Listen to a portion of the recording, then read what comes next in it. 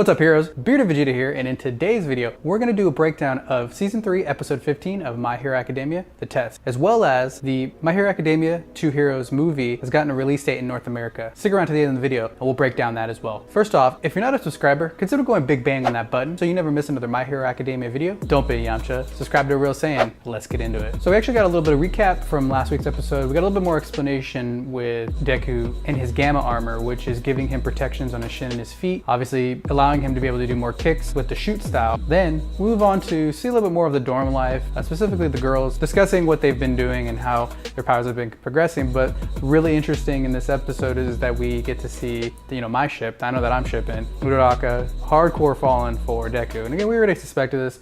We saw the way that Hatsume made her jealous, saw her gloating and being very shy and upset, not being able to tell the girls who she had the crush on. However, if you did notice, she was floating and she wasn't getting nauseous. So we definitely are seeing that she's progressing a little bit more. And whatever her ultimate move ends up being, at least we see that she's getting better about controlling her nausea and being able to float herself. Then of course, Deku's just continuously practicing to get better at his kicks. The heroes are going on to do the actual test that this whole entire arc is about. We see them get over to the training facility. First run into the Shinketsu, or the Western Japan school. We get our first introduction into Inasa, which just comes in being absolutely crazy and ridiculous. And to me, when he's in his costume, he looks most like Bison from Street Fighter. Behind them, we see Cammy, which I cannot wait till she's introduced. I know that she's a manga fan favorite, and she's just gonna be my new waifu. We see them come in and start getting introduced, and they start hinting towards the fact that they're huge fans of UA. And this continues on with some other schools that they end up encountering.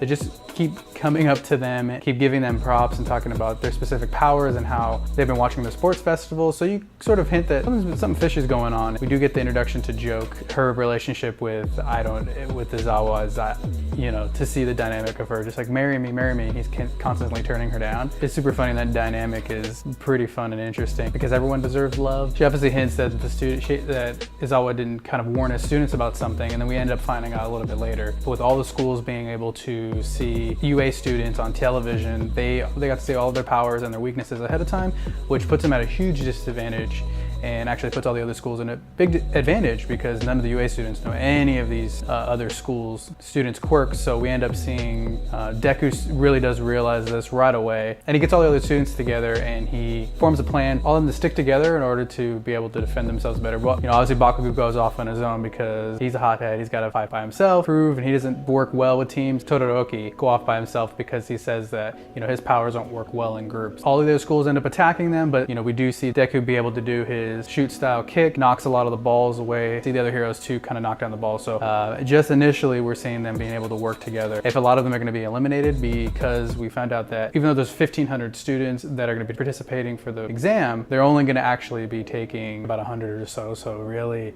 I don't think that a lot of the heroes from UA are going to actually make it, but we'll definitely see. And of course the episode ends there where the heroes fend off the first wave of attacks from all the other schools ganging up on them. We'll have to wait till next week to see exactly who's eliminated. I obviously don't think that Deku will be. He's the main character. He'll obviously be able to find a way to pass his exam, hopefully. But we're probably going to see a lot of our favorite heroes get knocked out. I hope that Bakugo doesn't get knocked out, but will Bakugo or Todoroki pass the exams? We'll definitely have to see. So another piece of big My Hero Academia news is that we are getting the 2 Heroes movie in the US starting September. Funimation announced that My Hero Academia 2 Heroes movie will debut in the US and Canada. The movie will be shown in over 400 theaters and will run 5 days. And these days are September 25th, which will be the Japanese with English subtitles, September 26th, English dubbed, 27th of September for Japanese with English subtitles, September 29th, Japanese with English subtitles, and the final day will be on October 2nd, the English dub. They haven't released specific theater list or which theaters are going to be showing the movie, but again, over 400 theaters, so it's going to be in major cities. Well, anyways, guys, just my quick thoughts on the episode. Don't forget to like and comment down below with your favorite part of the episode, and let me know if I missed anything. All right, guys, I'll see you later. Until then, peace.